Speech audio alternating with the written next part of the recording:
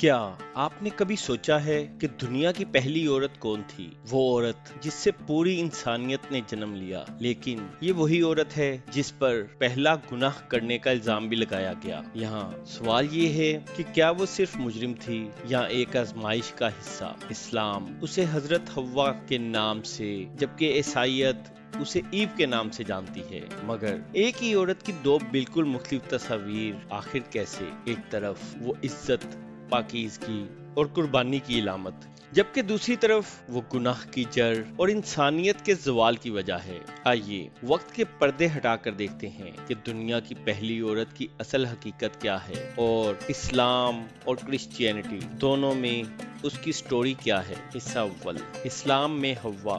اسلامی روایات کے مطابق اللہ تعالیٰ نے حضرت آدم علیہ السلام کو مٹی سے پیدا فرمایا، پھر انہی سے حضرت حوا علیہ السلام کو پیدا کیا۔ قرآن میں ارشاد ہے، اے لوگو اپنے رب سے ڈرو جس نے تمہیں ایک جان سے پیدا کیا اور اسی سے اس کا جوڑا پیدا کیا۔ یہ آیت حضرت حوا کی تخلیق کو حضرت آدم سے جوڑتی ہے، لیکن قرآن یا احادیث میں پسلی سے تخلیق کا کوئی واضح ذکر موجود نہیں ہے، بلکہ صرف اتنا بتایا گیا ہے کہ حوا کو آدم سے پیدا کیا گیا۔ اس کے بعد اللہ تعالیٰ نے آدم اور حوا کو جنت میں جگہ دی۔ یہ ایک ایسی جگہ تھی جہاں ہر نعمت میں اثر تھی، مگر اس کے ساتھ ساتھ انہیں ایک حکم بھی دیا گیا، اور ہم نے کہا، اے آدم تم اور تمہاری بیوی جنت میں رہو، لیکن اس درخت کے قریب نہ جانا۔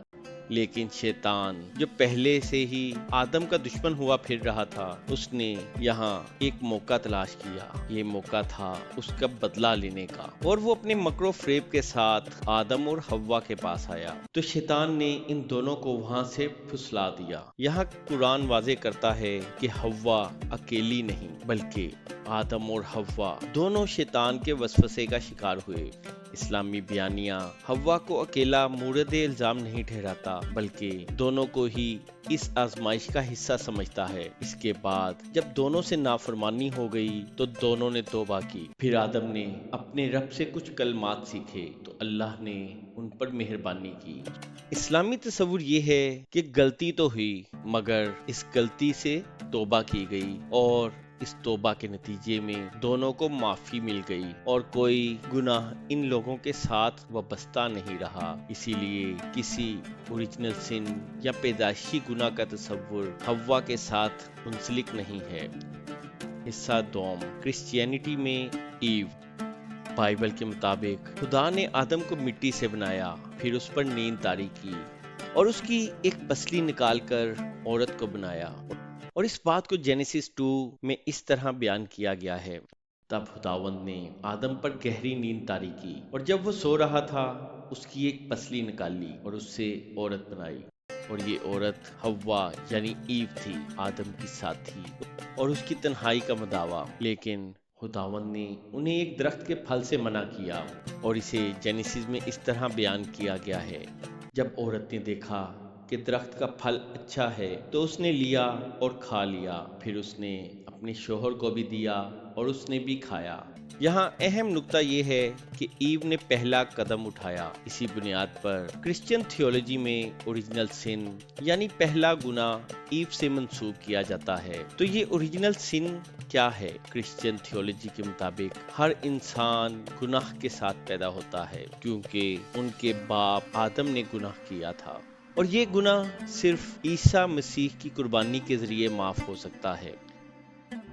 پارٹ 3، حوا اور ایو کی کہانی میں دونوں مذہب بہت سی باتوں پر ایک جیسے ہیں، جیسے کہ حضرت آدم اور حضرت حوا زمین پر آنے سے پہلے جنت میں تھے، دونوں کو ایک مخصوص درخت سے روکا گیا تھا، دونوں نے نافرمانی کی، دونوں جنت سے نکالے گئے اور دونوں کو زمین پر بھیج دیا گیا۔ پارٹ 4، لیکن اسلام اور کرسچینٹی کی ٹیچنگز میں کچھ چیزیں ایک دوسرے سے بالکل مختلف ہیں، جیسے کہ اسلام میں آدم اور حوا دونوں نے غلطی کی اور وہ پھل کھا لیا، جبکہ کرسچینٹی میں ایو نے پہلا قدم اٹھایا اور اسی نے پہلے پھل کھایا اور اس کے بعد ایڈم کو دیا۔ اس کے بعد اسلام میں دونوں نے توبہ کی اور دونوں کو اللہ نے معاف کر دیا، جبکہ کرسچینٹی میں آدم کا یہ گناہ اس کے ساتھ ہی رہا اور اس کے بعد نسل در نسل اس کی نسل میں منتقل ہوتا رہا، اور یہی گناہ اوریجنل سن یا وراثتی گناہ کہلاتا ہے۔ اس کے بعد اسلام میں اوریجنل سن یا باپ کا گناہ بیٹے میں منتقل ہونے کی کوئی مثال موجود نہیں ہے، جبکہ کرسچینٹی میں یہ گناہ نسل در نسل نسل انسانی میں منتقل ہو رہا ہے، اور اس کی معافی صرف جیسس کرائسٹ کی قربانی سے ہی ممکن ہے کہ انسان جیسس پر ایمان لائے اور اس کی قربانی کو ریکگنائز کرے۔ تو سوال یہ ہے کہ کیا حضرت حوا کو ہمیشہ کے لیے گناہ کی علامت سمجھنا انصاف ہے؟ کیا وہ اکیلی قصوروار تھیں یا یہ آزمائش دونوں کے لیے تھی؟ آپ کا کیا خیال ہے؟ تبصرے میں اپنی رائے کا اظہار ضرور کریں، اور اگر آپ سمجھتے ہیں کہ ایسے تاریخی اور مذہبی حقائق عام ہونے چاہیے تو ویڈیو کو لائک اور چینل کو سبسکرائب کر کے المقابلہ فیملی کا حصہ بنیں۔ آپ سے جلد ہی اگلی ویڈیو میں ملاقات ہوگی۔